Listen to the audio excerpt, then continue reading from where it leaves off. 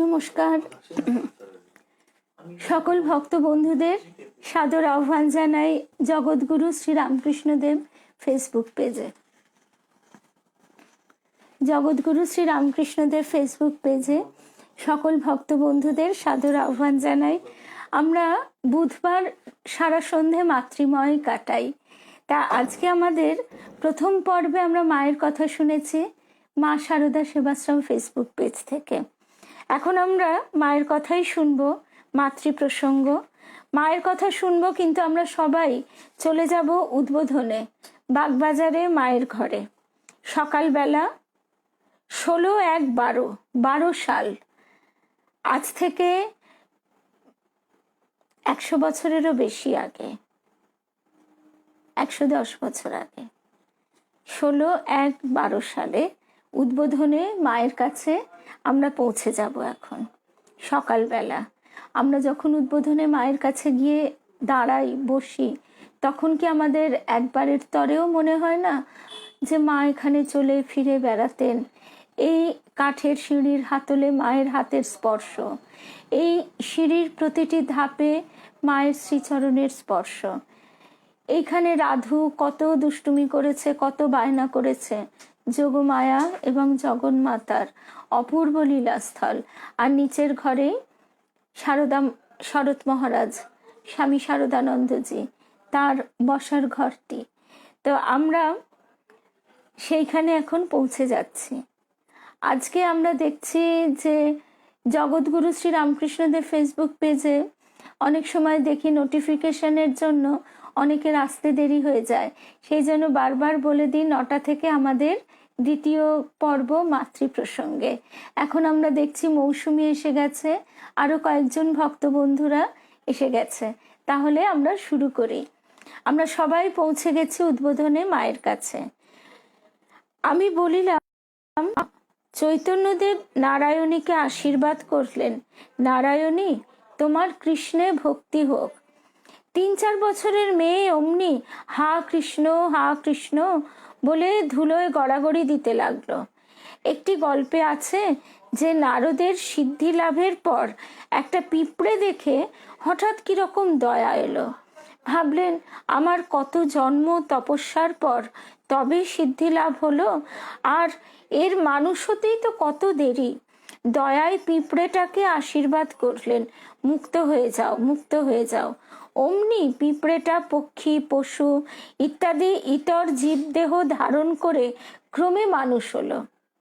মানুষ দেহে অনেক জন্ম ভোগ করে ক্রমে তপস্যায় মন এলো এবং ভগবানকে আরাধনা করে মুক্ত হলো।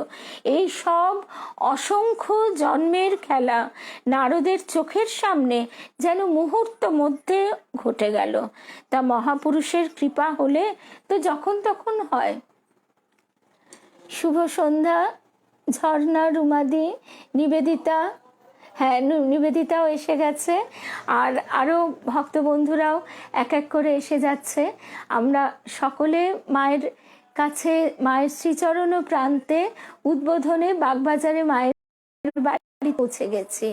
সেখানে আজকে আমরা মাতৃ প্রসঙ্গ শুনব। 16/1/12, আজ থেকে 110 বছর আগে। বাস্তবিক কাল বলতে আমরা কি বুঝি? কালো পথে তুমি কালো বিহীনা। দ্বিজেন্দ্রলাল রায়ের পুত্র শ্রী দিলীপ রায়, তিনি গাইছেন কালো পটে তুমি কালো বিহীনা।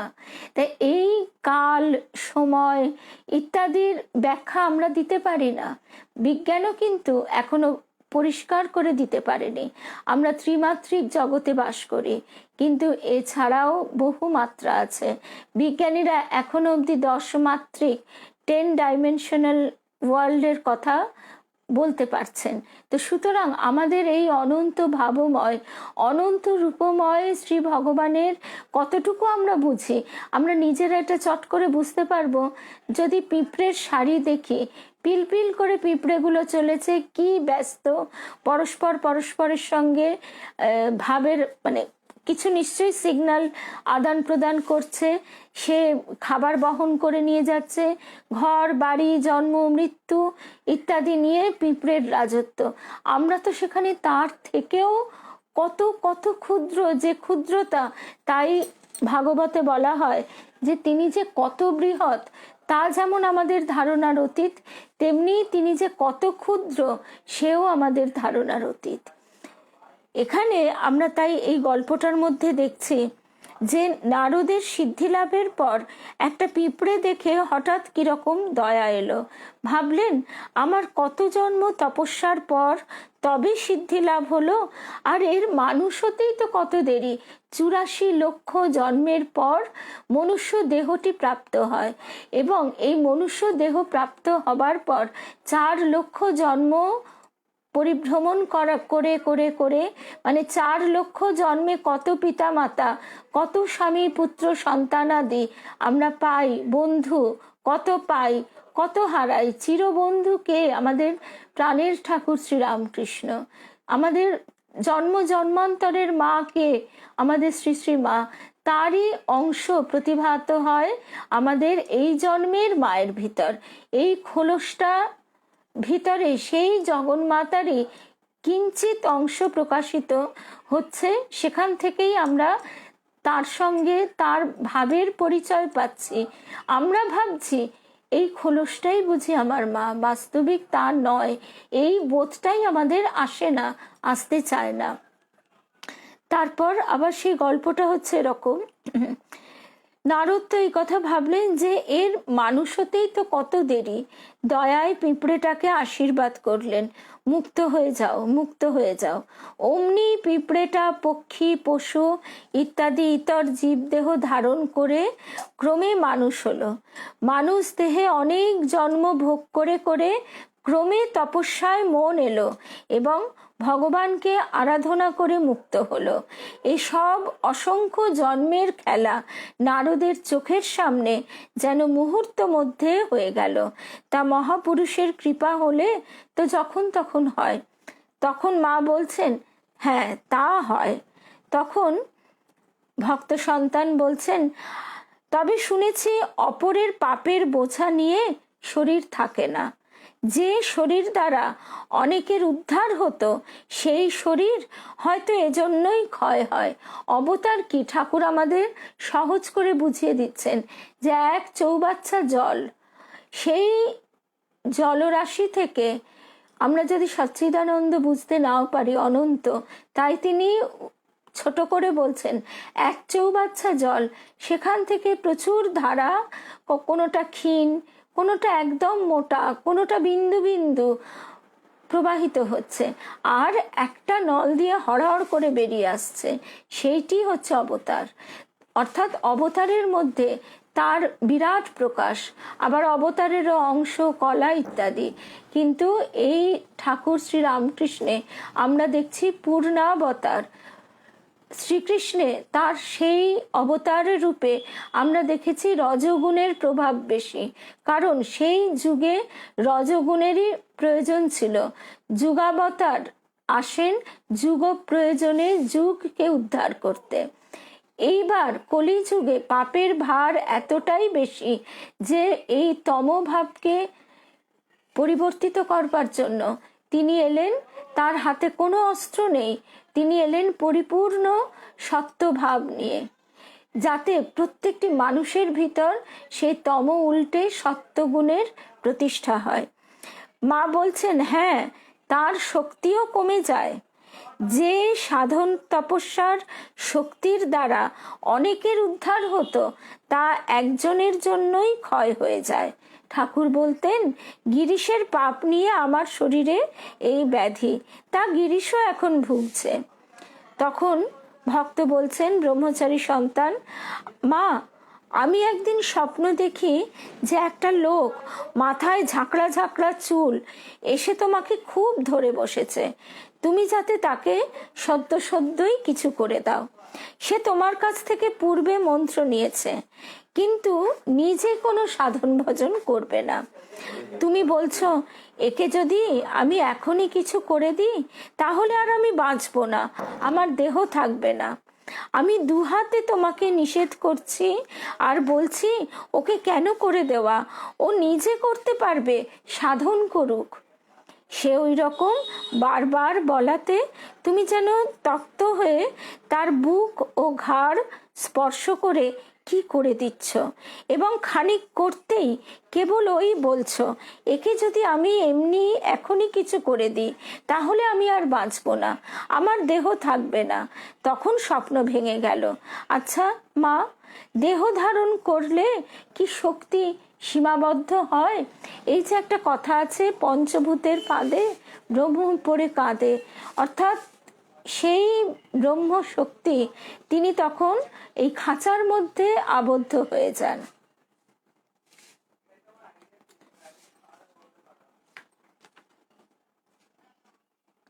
আমরা এই প্রসঙ্গটি শুনছি স্বামী ঈশানানন্দজি মহারাজের কাছে।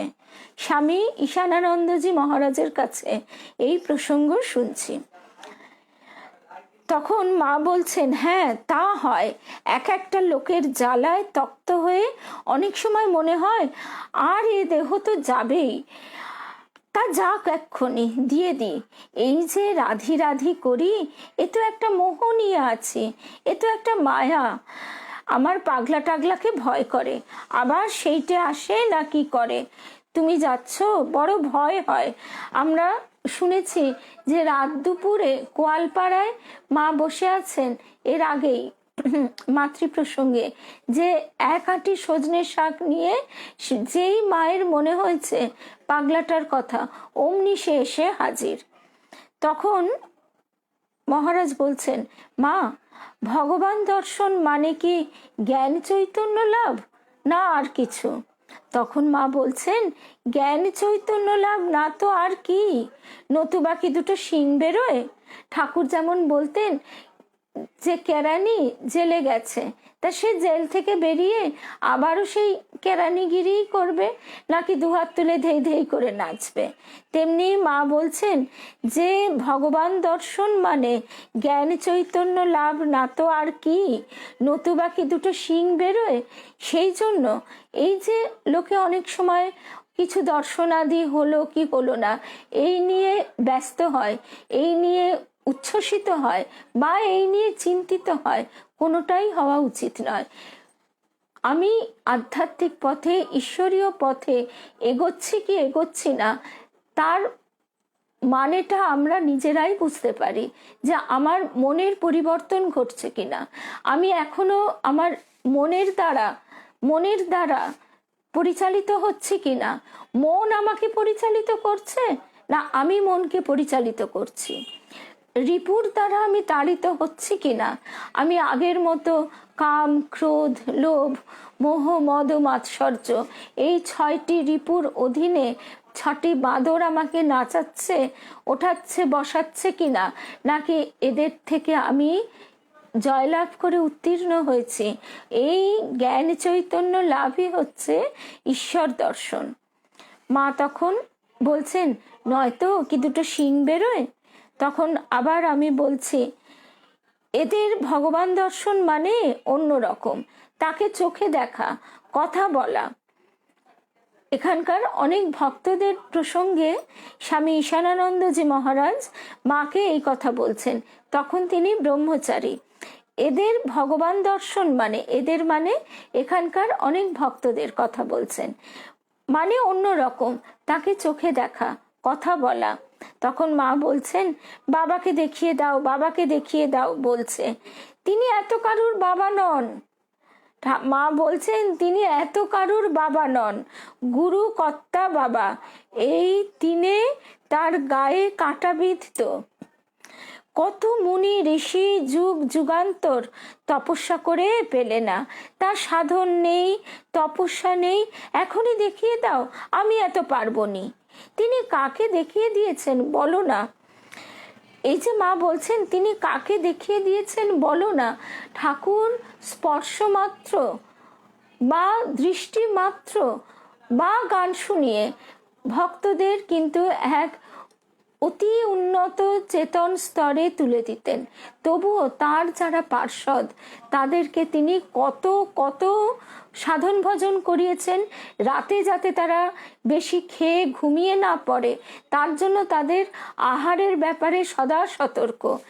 তাদের রুটি বাঁধা, 3টের বেশি 4টে রুটি খাওয়া যাবে না। কিন্তু মা যখন দায়িত্ব নিলেন তখন ঠাকুর একদম নিশ্চিন্ত।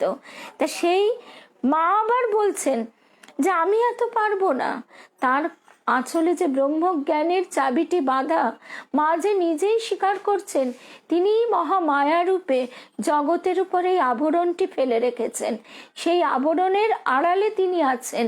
আর এপারে আমরা কতগুলি খেলনা নিয়ে ভুলে আছি। এই খেলনা নিয়ে যতক্ষণ ভুলে থাকবো মা ওই ওপারে দাঁড়িয়েই থাকবেন।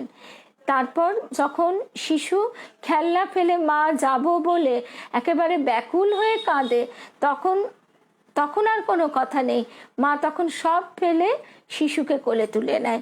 তেমনি মায়ের কাছেই আমাদের সব। মা যদি বলে আমি এত পারবো না, তাহলে কিন্তু আমাদের মায়ের কাছে আরো আরো ব্যাকুল হয়ে কেঁদে বলতে হবে যে মা গো, তুমি যদি পারবো না বলো তাহলে কি করে হবে, তোমাকে পারতেই হবে, আমাদের দূরে ঠেলে দিলে হবে না মা। তারপরে স্বামী ঈশানানন্দজি মহারাজ বলছেন, আচ্ছা মা, কেউ চাচ্ছে কিন্তু পাচ্ছে না, আবার কেউ চাচ্ছে না তাকে দিচ্ছেন, এ কথার মানে কি? মা তখন বলছেন, ঈশ্বর বালক স্বভাব কিনা, কেউ চাচ্ছে তাকে দিচ্ছেন না, আবার কেউ চায় না তাকে সেধে দিচ্ছেন। হয়তো তার পূর্বজন্মে অনেক এগুলো ছিল। এইবার আমরা তো আর সে কথাও জানি না। আমরা আমাদের শৈশবের কত কথা তো ভুলে গেছি। আমরা আমাদের শৈশবের কথাগুলো ভুলে গেছি বলে আজকে আমরা বোকার মতো যদি অস্বীকার করি সেগুলো নেই হয়ে যাবে না। কিন্তু স্থূল জগতে আমরা অনেক তার প্রমাণ পাই। কিন্তু এইটি যেহেতু এক সূক্ষ্ম অনন্ত লীলা, সেই জন্যই আমরা এর হদিশ পাই না, কিনারা পাই না। আর আমাদের অহং বুদ্ধিতে আত্মবুদ্ধি প্রবল হয়ে উঠে একে অস্বীকার, হয়তো তার পূর্বজন্মে অনেক এগুলো ছিল, তাই তার উপর কৃপা হয়ে গেল। তখন মহারাজজি বলছেন, মা তাহলে কৃপাতেও বিচার আছে? মা বলছেন, তা আছে বই কি। মা বলছেন, তা আছে বই কি, যার যেমন কর্ম করা থাকে, কর্ম শেষ হলেই ভগবান দর্শন হয়, সেটি শেষ জন্ম। আমরা ব্যাংকে লক্ষ কোটি টাকা মজুত রেখে ভাবি আমাদের একেবারে নিশ্চিন্ত জীবন, কিন্তু কখন কোনভাবে সেই টাকা যে খরচ হয়ে যাবে কি নষ্ট হয়ে যাবে আমরা জানিও না। কিন্তু ওইটি আমাদের বল ভরসা, মূল আসল বল ভরসা যে তিনি, এটা আমাদের বোধে আসতে চায় না, আমাদের বিশ্বাসে আসতে চায় না।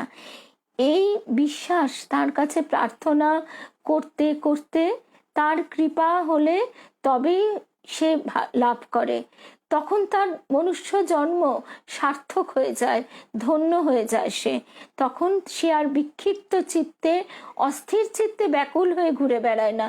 ঠাকুর বলতেন, ঝড়ের এঁটো পাতার মতো পড়ে থাকো, তিনি তোমাকে যেদিকে ঠেলে নিয়ে যাবেন তুমি শুধু সেই দিকেই যাও, কিন্তু তাকে ধরে থাকো। বেড়াল ছানা সে মিউ মিউ করে কাঁদে, সে আর কিছু জানে না, সে জানে মা তাকে ঠিক যখন যেখানে যেমনটি প্রয়োজন তেমনটি রাখবে।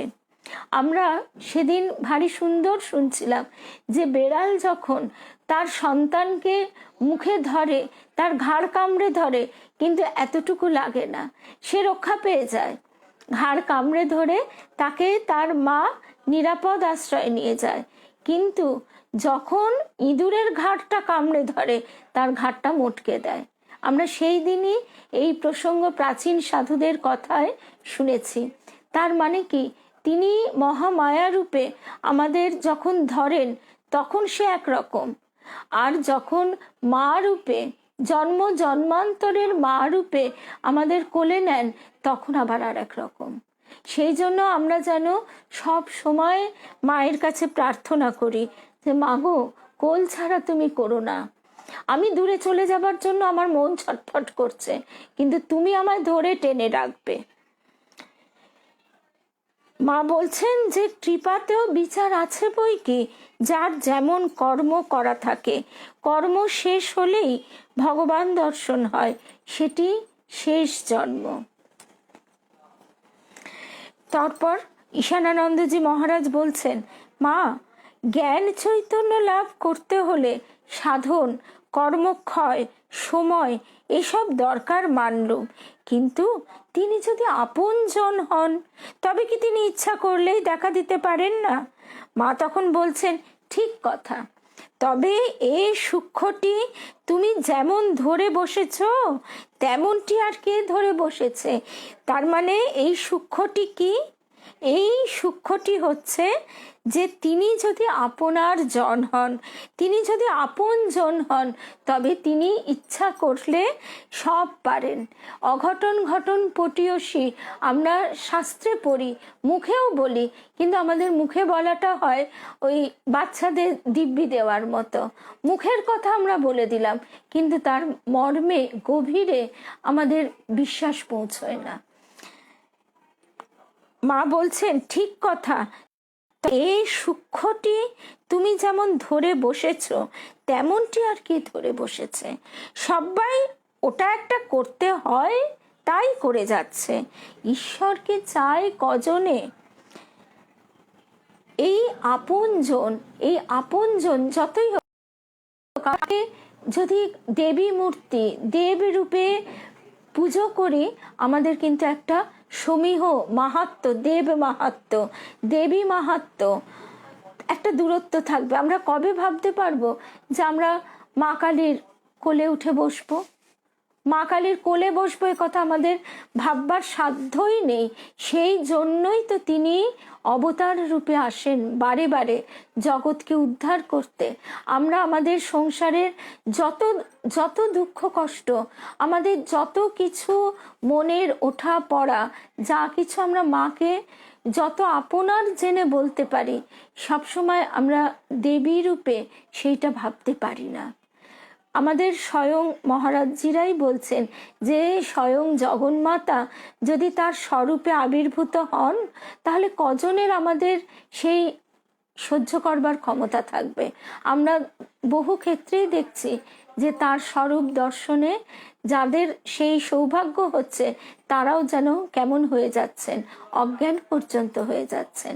সেই জন্যই স্বামী ভূতেশানন্দজি মহারাজ তিনি বলছেন, ছোট্ট শিশু শুধু কোনো রকমে দুটো হাত তুলতে পারে, তাতেই মা বুঝে নেয় তার কি চাই, তাতেই সে এসে শিশুকে কোলে নেয়। তেমনি মায়ের সঙ্গে আমাদের সম্পর্ক। এইটি মা বলছেন যে এই সূক্ষ্মটি তুমি যেমন করে ধরে বসেছ তেমনটি আর কে ধরে বসেছে?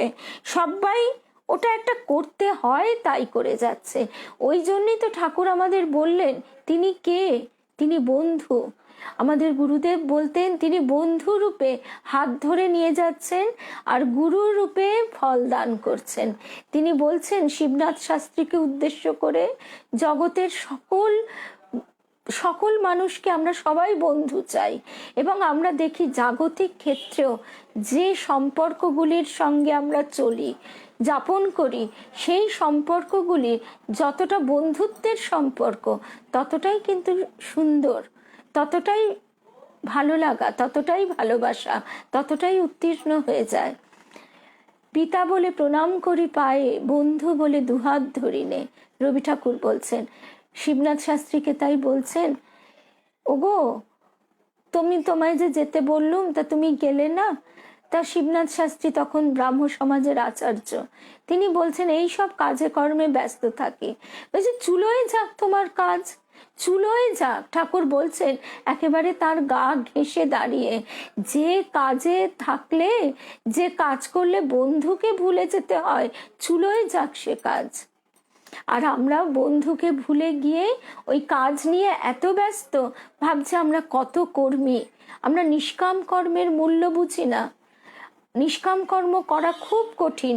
সেই জন্য শরণাগতির পথ ধরে এগোতে এগোতে আমরা কিন্তু নিষ্কাম কর্মকে ছুঁতে পারি। তার আগে আমরা যদি মনে করি আমরা নিষ্কাম কর্ম শুরু করলাম, সেটা করা যায় না। আমরা কিছুতেই আজকে লেখাপড়া করছি উদ্দেশ্যহীনভাবে এই বোধে পৌঁছতে পারবো না এটা আমার কর্তব্য বলে লেখাপড়াটা করছি, আমি ভবিষ্যতে চাকরি পাবো এই উদ্দেশ্য নিয়েই কিন্তু আমরা করি, আমরা ডিগ্রি পাবো এই উদ্দেশ্য নিয়েই করি। এইখানে পৌঁছানো অনেক কঠিন, সেই জন্যই তো সবচেয়ে সহজ পথ, কিন্তু ওটিও একটি সাধন পথ, শরণাগতি। তাকে আপনার হতে আপন জেনে তার কাজ হিসেবে কাজগুলি করে যাওয়া। করতে করতে তখন দেখা যায় ক্রমশ সেটি নিষ্কাম কর্মে রূপান্তরিত হয়েছে। মা তাই বলছেন, ঈশ্বরকে চায় কজনে। তখন ঈশানানন্দজি মহারাজ, তিনি তখন ব্রহ্মচারী, তিনি বলছেন, আমি তো মা তোমাকে আগে একদিন বলেছিলুম যে আপন মায়েরও যদি যত্ন স্নেহ না পায় তবে ছেলে মাকেও মা বলে জানে না। তখন মা বলছেন, তা তো ঠিক কথাই, দেখা না পেলে কোথা থেকে ভালোবাসা হয়, তাই তো তোমার সঙ্গে দেখাটি হয়েছে। মা এমনি করে আকারে ইঙ্গিতে বলে দিচ্ছেন, তাই তো তোমার সঙ্গে দেখাটি হয়েছে, আমি তোমার মা, তুমি আমার ছেলে।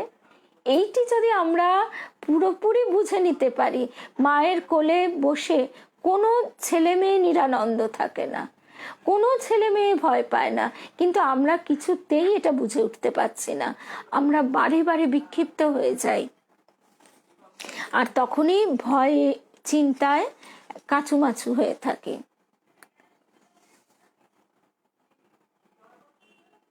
তারপরে রাত্রির হয়ে গেছে, রাত প্রায় 9:30টার সময় আবার মায়ের নিকট গিয়াছি। সমস্ত দিন যাই নাই দেখিয়া মা জিজ্ঞাসা করছেন, তুমি আজ কোথায় ছিলে? এই যে কথাটি আমরা শুনলাম এতক্ষণ, আমরা সবাই কিন্তু উদ্বোধনে মায়ের কাছেই পৌঁছে গেছি। 16 তারিখ, আজকে হচ্ছে তার পরের দিন, রাত প্রায় 9:30টার সময় মায়ের নিকট গিয়াছি। সমস্ত দিন যাই নাই বলে সত্যি রুমাদি, বড় আশা করে এসেছি গো, কাছে ডেকে লও। তুমি যদি মা হয়ে কাছে না টেনে নাও, খেলায় ভুলিয়ে রাখো, তা আমার কি দোষ? তোমাকেই দায়িত্ব নিতে হবে, এই জোর আমাদের তার উপর। সমস্ত দিন যাই নাই দেখিয়া মা জিজ্ঞাসা করিলেন, তুমি আজ কোথায় ছিলে? তখন আমি বলছি, নিচে হিসেব নিয়ে ব্যস্ত ছিলাম। মা বলছেন, প্রকাশ তাই বলছিল বটে, যে ত্যাগ করেছে তার কি আর ওসব ভালো লাগে? ঠাকুরের মাইনে নিয়ে হিসেবে কি গোল ছিল, কম দিয়েছিল। আমি খাজাঞ্চিকে বলতে বলায় বললেন, ছি ছি, হিসাব করব? ঠাকুর এইটি আমাকে বলেছিলেন। মা স্বয়ং জগন মাতা পূর্ণ ব্রহ্ম নারায়ণ ঠাকুরের মুখের উক্তি বলে দিচ্ছেন। এর পরেও যদি আমাদের বিশ্বাস না হয়, তাহলে ছাড়, ঠিক আমাদের এই মনুষ্য জন্ম। ঠাকুর এইটি আমাকে বলেছিলেন, যে তার নাম নেয় তার কোনো দুঃখ থাকে না। অথচ আমরা দেখি মানুষের কত আছে, তার রোগ ব্যাধি নেই, তার টাকা পয়সা, ঘর বাড়ি, আত্মীয় স্বজন, তবু সে একাকিত্বে ভুগছে, তবু সে অস্থিরতায়, দুঃখে, কষ্টে, মনোকষ্টে কাতর হয়ে আছে। তার কিসের অভাব? জাগতিক কোনো কিছুর অভাব নেই, তবু সে স্বস্তি নেই। তো তাকে কি করতে হবে? সেই জগন মাতা ঠাকুর পূর্ণ ব্রহ্ম নারায়ণের মুখের কথাটি আমাদের শুনিয়ে দিচ্ছেন, এবং আজকে তার কৃপায় আমরা এই কথা, তার কাছে এইটি প্রার্থনা যে আমরা যেন এটা প্রাণে শুনি, কানে নয়। যে তার নাম নেয় তার কোনো দুঃখ থাকে না, তা আবার তোমার কথা? স্বামী ঈশানানন্দজি মহারাজকে বলছেন, তা আবার তোমার কথা? স্বামী ঈশানানন্দজি মহারাজকে মা বলছেন, মানে ঠাকুর মাকে এই কথাটি বলেছিলেন, মানে শ্রী শ্রী মাকে উদ্দেশ্য করে এটি বলছেন, যে তার নাম নেয় তার কোনো দুঃখ থাকে না, তা আবার তোমার কথা? এটি তার নিজ মুখের কথা। তার ত্যাগই ছিল ভূষণ। তা তিনি আমাদের আজকে কৃপা করে এই কথাগুলি যেন ধারণ করবার শক্তি দেন, এই বিশ্বাসটি দেন আমাদের। বারে বারে ওই বিশ্বাস, রাজা মহারাজ স্বামী ব্রহ্মানন্দজি যেমন বলতেন, পাত্রের ফুটো দিয়ে বেরিয়ে যায় সংশয়। সংশয় তিমির মাঝে না হেরি গতি হে। এই সংশয়ের মধ্যে কোনো শান্তি নেই, তার উপর পূর্ণ বিশ্বাস। তবু তো আমরা এতটাই সৌভাগ্যবান যে আজকে আমরা অবতার লীলার, তাদের প্রকট লীলা থেকে যে দূরত্বে দাঁড়িয়ে আছি, সেখানে আমাদের তাদের স্বরূপ সম্বন্ধে আর সংশয় আসছে না, সেখানে অন্তত আমাদের বিশ্বাস হয়েছে। এবার তাদের কথাগুলির উপর পূর্ণ বিশ্বাস, সেই বিশ্বাস রেখে চলাটাই সাধনা। তারপরে আবার আর একটা প্রসঙ্গে আমরা চলে আসি। স্বামী ঈশানানন্দজি মহারাজের কাছেই শুনছি, একদিন মা বলছেন, এত জপ করলামই বলো আর এত কাজ করলামই বলো, কিছুই কিছু নয়। মহামায়া পথ ছেড়ে না দিলে কার কি সাধ্য? হে জীব, শরণাগত হও, শরণাগত হও, কেবল শরণাগত হও। গীতায় শ্রীকৃষ্ণ বারবার বারবার কথা বলেছেন। আমাদের এক কান দিয়ে ঢুকছে, এক কান দিয়ে বেরোচ্ছে, গীতা পড়ে মুখস্থও করে ফেলছি, অথচ যখন শরণাগতির জায়গা, সেখানে দেখছি আমাদের হাতে সেই তবলার বোল বসেনি, মুখে বসেছে। আমরা একটা নিয়ম হিসেবে, আমরা যখন কেউ চলে যাচ্ছে, ছোট্ট ছোট্ট চটি পাতলা একেবারে এইটুকুনি একটা গীতা দান করছি, ভাবছি গীতা দান হলো। গীতা একজন বসে বসে দুলে দুলে পড়েই যাচ্ছে, সে নিজে তার অর্থ জানা তো দূরের কথা, তার উচ্চারণ বোধ কিছুই নেই, সে তিনি নিজে কি পড়ছেন নিজেই জানেন না। গীতা এমন একটি শাস্ত্র, স্বয়ং ভগবানের শ্রীমুখ নিঃসৃত, যে শাস্ত্রটি আমাদের এই ভব সংসারের পার হবার তরণী। আমরা যদি সেইটির উপর একবার চড়ে বসতে পারি, তাহলে আমাদের কোনো ভয় নেই। তার অর্থ কি? যে আমাদের জীবনের প্রথম থেকে, শুরু থেকে তার মূল কথাগুলি শুনে নিয়ে, বুঝে নিয়ে জীবনে প্রতিফলিত করা, অনুশীলন করা। আমাদের গুরুদেব বলতেন, সবাই শোনে কানে, যেদিন শোনে প্রাণে, সেদিন সে হয় কৃপার অধিকারী। অর্থাৎ আমাদের অন্তরে যেদিন আমরা সেটি বুঝতে পারি, সেই দিন আমাদের মনে হয় যে এগুলি আমাদের জীবনে প্রতিফলিত করতে হবে, তখনই আমাদের চেষ্টা শুরু হয়। আর ঠাকুর তো বারবার বলছেন যে তুই এক পা এগিয়ে আয়, বাকিটা তিনি করে নেবেন, বাকিটা তিনিই গড়ে দেবেন। যেমন করে হোক, আমাদের গুরুদেব বলতেন, ছলে বলে কৌশলে ব্যাধি দিয়ে কতভাবে তিনি করে নেবেন। ব্যাধি দিয়ে কিরকম? ব্যাধি থাকলে এই যে কত রকম, একটা খুব স্থূল উদাহরণ, বহুজনের বহু ব্যাধিতে বহু কিছু খাওয়ার রেস্ট্রিকশন হয়, সেটা পজিটিভ দৃষ্টিভঙ্গিতে নেওয়া দরকার।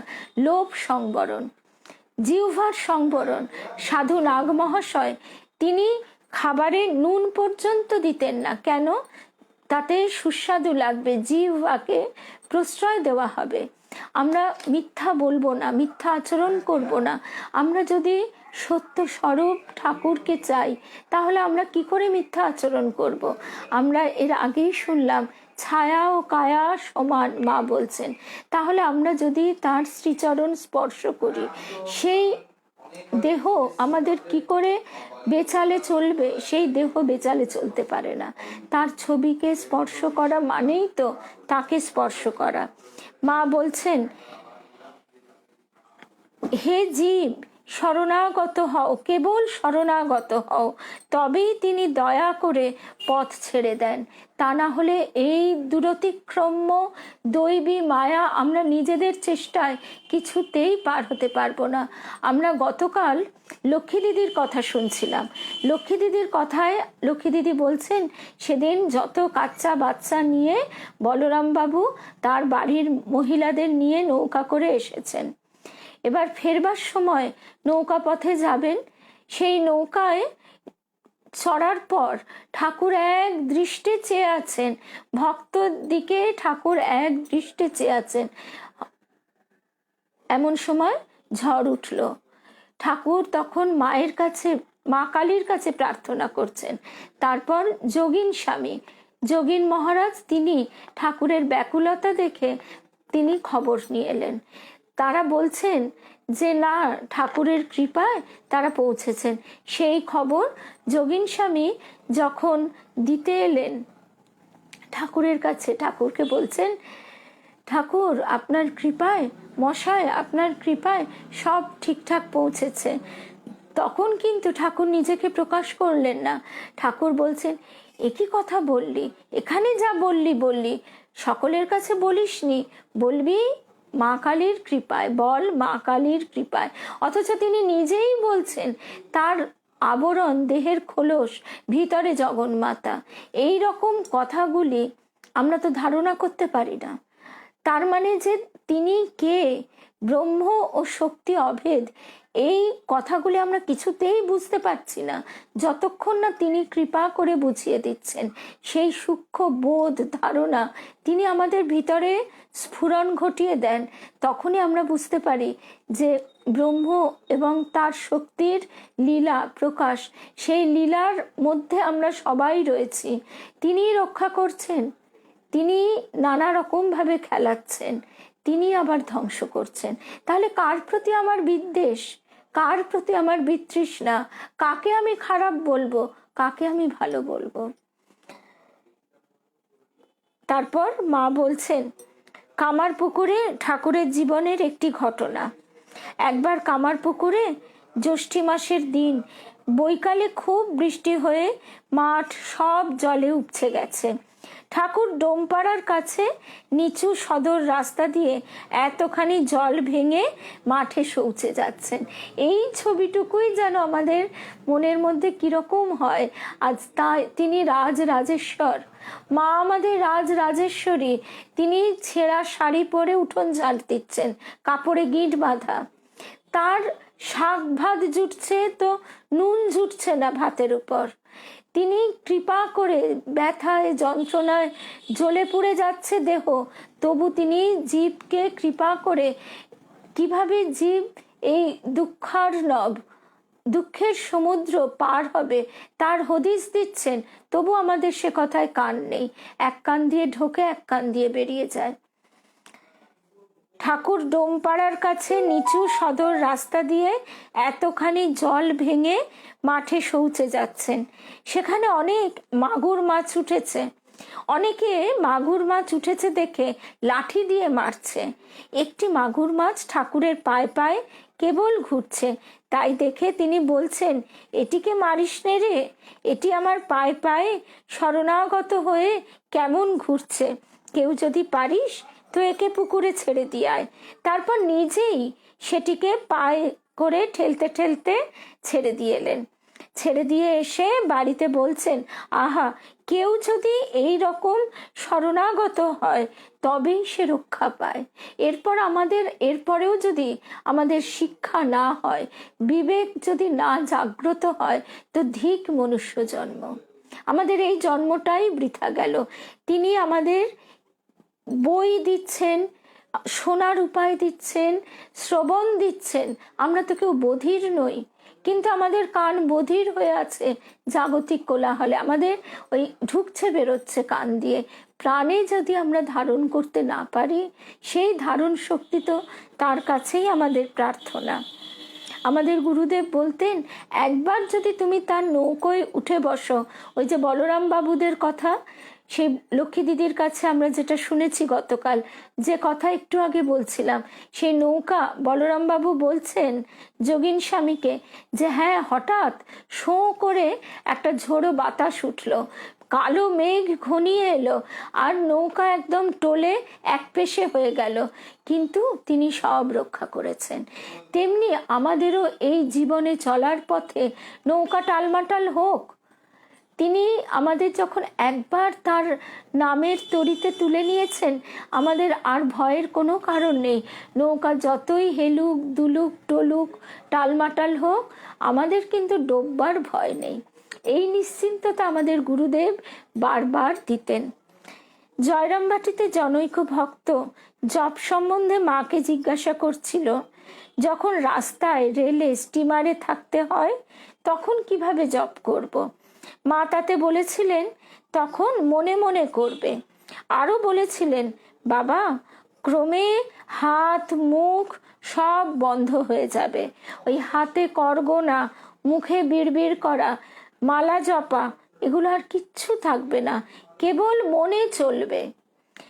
মনই শেষে গুরু হবে, মনে শ্বাসে প্রশ্বাসে জপ চলবে। মন তো আমাদের কখনো খালি থাকে না, মনের মধ্যে এতদিন ধরে কি হয়েছে, সব রিপুগুলি ধস্তাধস্তি করেছে, সেই রিপুগুলি এসে আমাদের মনের জমিটাকে একেবারে অনুর্বর করে দিয়েছে, বন্ধুর করে দিয়েছে। সাধক কবি তাই গাইছেন, এমন মানব জমিন রইল পতিত, আবাদ করলে ফলতো সোনা। আমরা যদি ভক্তি জল ভক্তি বাড়ি সেচন করি, তার নামের বীজ তো রোপণ হয়েই গেছে, তিনি তো কৃপা করে তার নামটি দিয়েছেন। শুধু ভক্তি বাড়ি সেচন করলেই আমরা দেখব যে কি সুন্দরভাবে সতেজ হয়ে সেই কল্পতরু বৃক্ষ ক্রমশ বিকশিত হচ্ছে। এবং সেই জন্যই মা বলছেন মনই শেষ গুরু হবে, মনই শেষে গুরু হবে। মনের ভিতর থেকে তখন সাড়া এবং স্ব সংবেদ্যা, নিজেই নিজে বোঝা যাবে, কারোর কাছ থেকে শুনে বুঝে নিতে হবে না। তবে যদি বা এতটুকু দোনামনা ভাব থাকে, তখন দেখা যায় যে তিনি কৃপা করে সেই প্রমাণও দিয়ে দেন। তখন আমরা হঠাৎই বা হয়তো খুঁজতে খুঁজতে পেয়ে যাব, তাই তো ঠিক এমনটি তো, যেমন অনেকেরই এই অভিজ্ঞতা আছে, গীতবিতানে বহু গান, রবীন্দ্রনাথের গানের মধ্যে মানুষের মনের ভাবতরঙ্গ এত সূক্ষ্মভাবে চিত্রিত হয়েছে, ধ্বনিত হয়েছে, অনুরণিত হয়েছে, যে আমরা নিজেরাই অবাক হয়ে যাই। অনেক সময় আমরা দেখতে পাই আমাদের মনের ভাবটা আমরা নিজেরা অনুভব করেও যেন করতে পারছি না, বা বলতে পারছি না, প্রকাশ করতে পারছি না, কিন্তু একটা বোধ আসছে। তখন সেই স্ফুটনোন্মুখ বোধটি হঠাৎ আমরা কোনো রবি ঠাকুরের গানে পেয়ে গেলাম, রজনীকান্তের গানে পেয়ে গেলাম, কোনো ভক্তিগীতিতে পেয়ে গেলাম।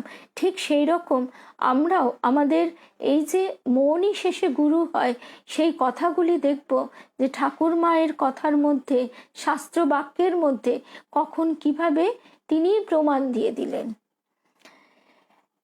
একদিন কথা প্রসঙ্গে মঠের মহারাজদের সম্বন্ধে মা বলেছিলেন, জীবের মুক্তির চাবি এদের হাতে আছে, অর্থাৎ তাদের কাছেই সেই মূল মহামন্ত্রটি রয়েছে। এবার শ্রীরামকৃষ্ণ শক্তি এদের মধ্যে দিয়ে প্রবাহিত হচ্ছে বা প্রতিফলিত হচ্ছে। কাশীতে একবার শ্রী শ্রী মায়ের জন্মদিনে স্বামী কেশবানন্দের মাতা তার কোনো আত্মীয়ের বিয়োগ কথা স্মরণ করিয়া কাঁদিতেছিলেন। তাতে মা বললেন, ছি, আজ কি কাঁদতে আছে, আজ যে আনন্দের দিন। গোয়ালপাড়ার রথের দিন আমাদের জনৈক গুরু ভ্রাতা মাকে বলে, মা, মন বড়ই চঞ্চল, কিছুতেই ঠিক হয় না।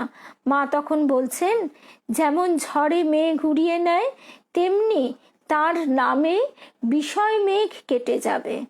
যেমন ঝড়ে মেঘ উড়িয়ে নেয়, তেমনি তার নামে বিষয় মেঘ কেটে যাবে, এ বিষয়ে কোনো সন্দেহ নেই। নিজেদের জীবন থেকেই আমরা বুঝতে পারি, আমরা বহু সময় আমাদের চিত্ত বিক্ষিপ্ত হয়, আমাদের ভয় করে, দুশ্চিন্তা হয়, তখন আমরা কি করব? মন এতদিন সেই দুশ্চিন্তা বা ভয়ের যে ছোট্ট সূত্রটি, সেইটিকেই জড়িয়ে পাকিয়ে একেবারে বুনে বুনে বিশাল চাদর করে ফেলতো, আর আমরা তাতে ঢাকা পড়ে যেতাম। কিন্তু এই যে কথাটি, তার নামের মেঘ, এই তার নাম এই ঝড়ের মেঘের মতো, তার নাম সমস্ত বিষয় মেঘকে উড়িয়ে নিয়ে যাবে। শুধু বিষয় মেঘকেই নয়, রিপুকেও। এই যে মুহূর্তে আমার ভয় করবে, ভয় করাটা অস্বাভাবিক নয়, সংশয় আসবে, কোনোটাই অস্বাভাবিক নয়। আমরা সাধারণ জীব, আমাদের মনের তো এতদিন এদেরই আনাগোনা ছিল। এখন হঠাৎ করে তো তারা চাইবে না আমাদের ছেড়ে দিতে, আমরা শুধু ঠাকুর মায়ের সঙ্গে থাকবো, একদমই তারা চাইবে না। মহামায়া তো তাদের বলেই দিয়েছেন, তোমরা এদেরকে নিয়ে থাকো, এরা খেলা করুক। তা সেই কারণে বারবার তারা আমাদের টানাটানি করতে চাইবে। সেই সময়ে একমাত্র উপায় তার নাম জপ করা। দেখা যায় নাম জপ করতে করতে এই ভয় থেকে আমরা যত কল্পনার সূত্র ধরে সেই কল্পনার দ্বারা ভয়টাকে বাড়িয়ে তুলতাম, বাস্তবে হয়তো সেটা ভয়ের কোনো কারণই নয়। দুশ্চিন্তা, অনিশ্চয়তা এইগুলি আমাদের বারবার আক্রমণ করে। তখন অকারণ সেই দিকে মনের শক্তি, প্রাণের শক্তিকে ক্ষয় হতে না দিয়ে আমরা যদি নাম করি, তাহলে সত্যি সত্যি মায়ের এই কথাটি অনুধাবন করতে পারবো। যেমন ঝড়ে মেঘ উড়িয়ে নেয়, তেমনি তার নামে বিষয় মেঘ কেটে যাবে। আমি মাকে ওই দিন মনের দুর্বলতা সম্বন্ধে নিবেদন করায় মা বলছেন, কাম কি একেবারে জায়গা? শরীর থাকলেই কিছু না কিছু থাকে। তবে কি জানো, সাপের মাথায় ধুলো পড়া পড়লে যেমনটি হয় তেমনটি হয়ে যাবে। কাম অর্থে নানান রকমের কামনা, খাওয়ার ইচ্ছেও তো কামনা, ভালো মন্দ খাওয়ার ইচ্ছে, মুখরোচক খাওয়ার ইচ্ছেও তো কামনা, ঘর সাজানোর ইচ্ছে, পরিচ্ছন্নতা থাকা কামনা নয়, পরিচ্ছন্ন থাকা কামনা নয়, কিন্তু শৌখিনতা, নিজের দেহকে সাজানো, নিজের দেহকে জলাঞ্জলি দেওয়াটা কোনো কথা, কিন্তু তাকে প্রশ্রয় দেওয়াটাও কাজের কথা নয়। অর্থাৎ কামনার যে কত রূপ আছে, কত রকম তার চরিত্র আছে, সেইটি আমরা নিজেরাই দেখলে দেখতে পাই। এই জন্যই সৎ অসৎ বিচার প্রতি মুহূর্তে চালাতে চালাতে আমরা নিজেদের মনকে তো সবচেয়ে ভালো জানি, বাইরে যতই আমরা অন্য কথা বলি না কেন। সেই জন্য তার কাছে বারবার প্রার্থনা যে আমাদের মনকে তুমি পরিষ্কার করে দাও। গুরুদেব বারবার বলতেন, বাইরের ফুল, বেলপাতা, পুষ্পে, পত্রে তো অনেক পুজো হলো, এইবার নিজের মনকে পদ্মফুল করো, মনের পদ্ম ফোটাও, সেই মনকে ভক্তিচন্দনে, সেই মনের পদ্মকে ভক্তিচন্দনে লাগিয়ে তার শ্রীচরণে নিবেদন করো। মা বলছেন যে একেবারে যায় না, শরীর থাকলেই কিছু কিছু থাকবে, ছোটখাটো ইচ্ছা, কিন্তু সেগুলো আমাকে আক্রমণ করতে পারবে না। কিরকম? সাপের মাথায় ধুলো পড়া পড়লে যেমনটি হয় তেমনটি। বলেই মা বলছেন, ভয় কি? সর্বদা জানবে তোমাদের পিছনে একজন আছেন। আরো বলছেন, যতদিন শরীর আছে আনন্দ করে চলে যাও। আমরা এই আনন্দ করতেই জানি না। আমরা যতক্ষণ রয়েছি, আমাদের সাংসারিক কথা মানেই দুশ্চিন্তা, অনিশ্চয়তা, ভবিষ্যতের কথা, রোগ ব্যাধির কথা, বিষয় কথা, ইত্যাদি ইত্যাদি। মা বলছেন, যতদিন শরীর আছে আনন্দ করে চলে যাও। একদিন কথা প্রসঙ্গে মা বললেন, ঘাস আর বাঁশ ছাড়া সকলকেই এখানে আসতে হবে। এর অর্থ আমি এই বুঝিয়াছি যে যাদের কিছুমাত্র সার নাই, তাহারাই কেবল এবার বাদ পড়িবে। জিতেন্দ্রমোহন চৌধুরী পাটনার ভক্ত, তার সঙ্গে মায়ের এই কথাটি হচ্ছে। নতুবা আর সকলেই ঠাকুর মায়ের ভাব গ্রহণ করিবে। স্বামী কেশবানন্দ ও বিদ্যানন্দের নিকট মা এইরূপ বলিয়াছিলেন। ঠাকুর মায়ের ভাব তো কোনো নতুন ভাব নয়। গীতায় তিনি যা বলেছেন দাপর যুগে, সেই একই কথা তিনি বললেন কলিযুগে, কিন্তু ভাষাটা সহজ, যুগোপযোগী করে, যাতে আমরা চট করে বুঝতে পারি, আরো উপমার দ্বারা, যাতে আমাদের ঘুরতে ফিরতে, চলতে ফিরতে সেই জিনিসগুলো দেখতে পাই আর মনে পড়ে। ঠাকুর বলছেন, কি সহজ কথা, আমরা বাড়িতে সবাই লুচি ভাজি, ঠাকুর বলছেন যে লুচি যখন প্রথম ছাড়া হলো, কলকল শব্দ, অর্থাৎ এই সব যতক্ষণ কাঁচা আমি, যেই লুচি পাকা হয়ে গেল, ফুলে উঠল, চুপ। অর্থাৎ যখন পাকা আমি হয়ে গেল, তখন সব চুপ, সেখানে শুধু আস্বাদন, সেখানে শুধু আনন্দ। যেখানে মায়ের নাম সেখানে আনন্দধাম, আনন্দম শুধু আনন্দম। এই মাতৃ নামের আনন্দে যেন আমরা ভরপুর থাকতে পারি। সংসার তো দুঃখ দিতেই চাইবে, রোগ ব্যাধি এসে আক্রমণ করতে চাইবে। মা যদি একবার হাত দিয়ে সরিয়ে দেন, কারোর সাধ্য নেই ঢুকবে। আমাদের গুরুদেব বলতেন, তিনি যদি একবার বলে দেন যে ওকে কিছু করো না, তাহলে কোনো অশুভ শক্তির, তমশক্তির সাধ্য নেই তাকে আক্রমণ করে। কিন্তু এই পূর্ণ বিশ্বাসটি আমাদের কিছুতেই আসতে চাইছে না। এইখানেই আমাদের তার কাছে প্রার্থনা। ধ্যান জপের কথা ওঠায় মা বলছেন, ধ্যান জপের একটা নিয়মিত সময় রাখা খুব দরকার। কখন যে ক্ষণ বয় বলা যায় না। ক্ষণ অর্থাৎ অনুকূল সময়, আমরা সদা সর্বদা তাকে স্মরণ করব। আমাদের এই প্রসঙ্গে আগামী সোমবার একটা কথা শুনব, দেবীমার একটি দর্শন।